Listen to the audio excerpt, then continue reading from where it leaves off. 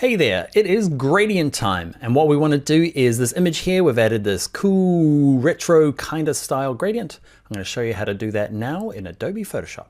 Let's go. First up, let's open up two images. Okay, it's in the same color folder. It's called Gradient 01 and Gradient 02 from Jordan Andrews. Thank you, Jordan. So we're going to start with Gradient 01. We're going to do two things. We're going to add gradient to text and we're going to add it to the image in the background. We'll do the text first as it's the easiest to do.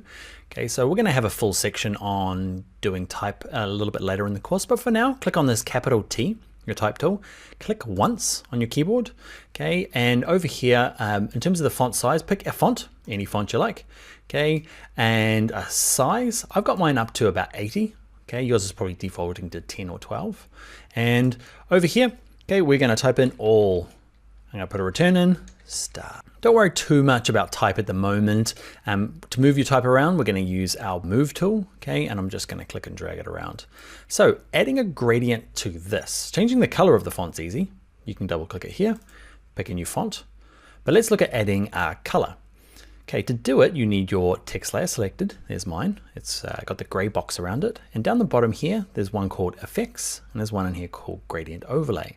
Now what you'll find in Photoshop is that pretty much true of everything you do in Photoshop. There's like 3 or 4 different ways of doing the same thing. What I'm trying to do is that I'm trying to give you, I guess, like there's about 3 different ways of applying gradients. This way I feel like is the most bulletproof in terms of future proofing.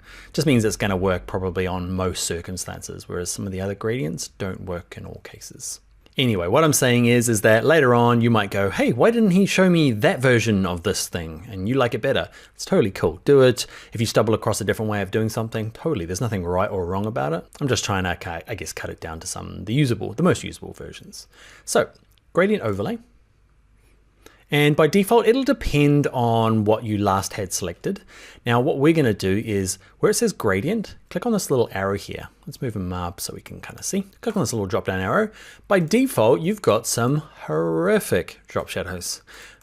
Okay, well, gradients, sorry. Okay, some terrible ones. If you need rainbow colored gradients, you, my friends, are all in luck. Okay, so what we're going to do is have to go and customize it. So let's start with this first one, black to white. It's the easiest one to customize. Let's click on the little arrow to pop it back up. So what we want to do now is change the colors used, and you do it by clicking in this color bit here. That's why it's a little bit confusing using gradient overlay. Okay, so you click on this anywhere in this color box, this thing pops up. Okay, and what we're going to do is use the bottom parts of these houses. Okay, so not the top parts, use this bottom bit. So let's double click this first color swatch. Okay, and using this hue slider, drag it up, drag it down, find a color that you want to use. Okay, I'm going to use this one, click OK. Double click this White House. Same thing, drag this hue slider up and down until you find a color you want to use, then click in here. Okay, and you'll have that blue to purple, or at least magenta. Click OK. Well, let's click OK again and have a look at some of the settings. So where it says reverse, just flips it top to bottom. We are using the linear style, so it goes in a line from top to bottom. You can adjust that, which angle. Okay, you can see now it's going kind of more left to right from this side to this side. You can decide any size. Linear, you can play around with radial, and you can experiment on your own, the different ones, angle, reflection, they're just kind of different ways you can see the gradients are on both sides. We're just going to go for linear in this case. And in terms of the scale, you can lower it down, it makes a bit more sense. And then it's just got like only a tiny little gradient between these type here. Cool, I'm gonna leave mine at 100%. That's what yours is probably set to. Now, before we do the images, I'm gonna show you gradients are kind of back in, right? When I guess, not even that long ago, maybe 6-7 years ago, gradients I didn't even have in the class because who used gradients? So gradients have come around full circle and are super cool now, right? Or at least I think so. So where I get my gradient colors from, I'm going to show you a cool little site. It's this site here, it's called Gradient. I love it. All it does is just show you examples of cool gradients. And yeah, once you've found one you like, let's say we click through here. Okay, you can see there's a bunch of different options. Okay, I like on page 2 this one here. It's my favorite one. You'll probably notice it from other videos that I've made, but this is where I get my colors from.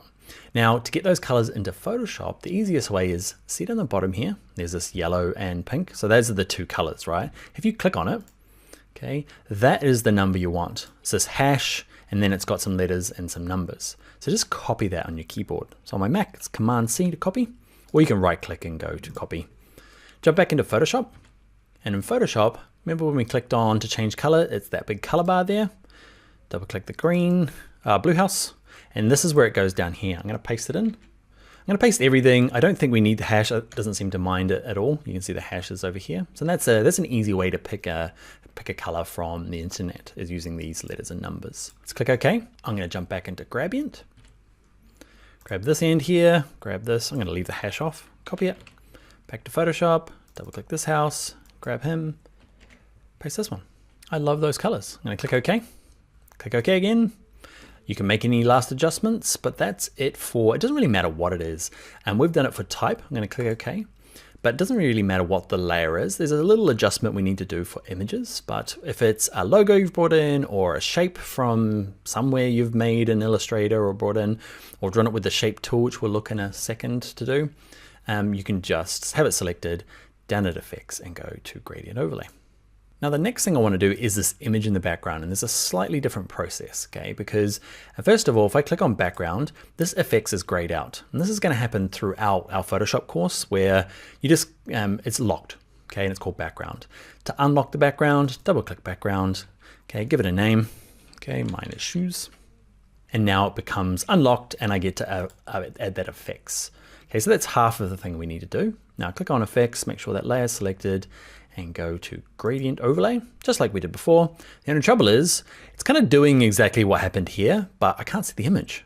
So what ends up happening is you need to, we've talked about all of this stuff. It's this one here, blending mode. Okay, blending mode is a way of this gradient blending with the image itself. Okay, so click on normal, and just dissolve does nothing. Darken does something. Okay, and you're just gonna have to work your way through until you find a way, a blend that works with your particular gradient and the colors in your image. Now there's no like absolute one you should pick from this. It really depends on your image and the colors in your gradient. So it's a bit of a lottery. Okay, so click on multiply, see if that works for you. And I'm just gonna work way through until I pick something that I like. I'm gonna turn the opacity back up. Color burn, linear burn. You're just gonna watch me now go through them all. Lighten I kind of like. It's kind of got that retro 80s, but in that kind of hipstery way. It's hard to explain, right? But gradients are cool now. Lighten, I know screen's kind of a nice one. Color dodge, not so good. Okay, I'm not going to go through every single one of them because I decided I either liked hard light or I liked screen, and that's totally, sorry, lighten. That's totally just based on my gradients and my images, and I'm going to leave it there. So that's the difference between doing images and just say straight off text or shape, okay, is that first of all, you need your layer unlocked. Then you add the effect like you do normally, and just make sure when you do add your gradient, you change that blending mode. Oh, before I go, probably super important point that I haven't brought out yet is say you want to adjust this gradient now, okay, or turn it off.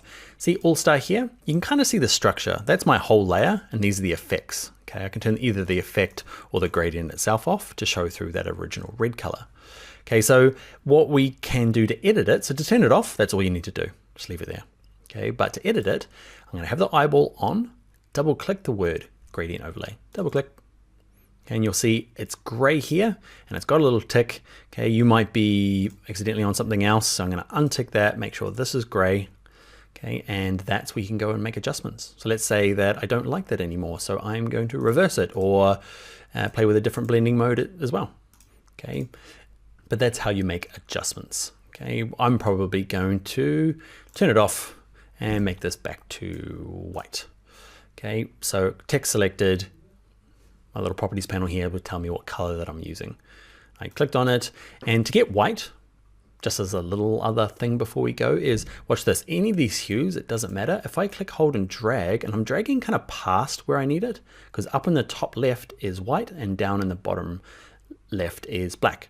So what I do is instead of trying to like, some people like just try and click in there and you get it pretty close, but if you click, hold, and drag past, so I'm holding my mouse down and dragging it past, that assures it's white. All right, I'm gonna click OK. And if you want to tidy this effects up, so I've turned it off so you can't see it, but say that you're pedantic and you've got a bit of OCD and you want to get rid of this, you can click, hold, and drag it to this trash can, and that will get rid of it. All right, so it's project time. I'd like you to practice using this one here. Okay, so I don't mind what text you use, but definitely play around with the gradient, okay, on the image. Okay, go to Gradient, pick a color, pick your own colors. You can do your own colors. And I'd like to actually see it this time though. You've been following me along. What I'd like you to do is I'd love to see your own one. So dig through your files and see if you can find an image that you're happy to share. Okay, and it can be your family, it can be your house, you can take a quick photo now of yourself, okay, and I want to see what kind of gradients and stuff you're doing. And you can either post it here on this page, or you can share it with me on social media. On Instagram is Bring Your Own Laptop, okay, or on Twitter it's Dan Loves Adobe. Either way, do an image, can be this one, it can be your own one, and I'd like to see what you've done. All right, that is going to be the end of this one. Let's jump into the next video. I'll see you over. Bye.